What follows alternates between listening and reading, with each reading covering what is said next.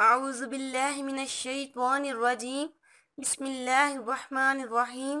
अस्सलाम वालेकुम गाइस, उम्मीद करती हूँ कि आप सब लोग खैरियत से होंगे और मैं आप सब देखने वालों को हमारे इस चैनल में खुशामदीद कहती हूँ।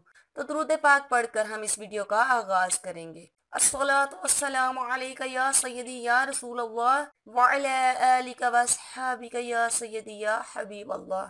तो गाइस, जिन लोगों ने अभी तक हमारा चैनल सब्सक्राइब नहीं किया है, प्लीज़ वो हमारा चैनल सब्सक्राइब कर लें ताकि हमारे आने वाली हर वीडियो आप तक बआसानी पहुंच सके। गाइस, आज की मेरी रेमेडी दांतों के मतलब है।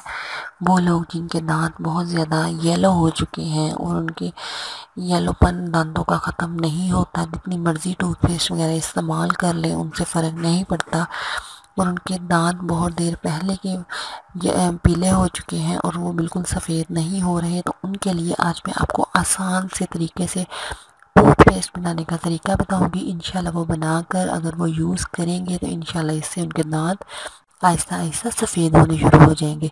तो गाइस, इसके लिए हमें सबसे पहले क्या चाहिए? तो गाइस, सबसे पहले आपको चाहिए कोकोनट ऑयल, बेकिंग सोडा और पेपरमिंट ऑयल।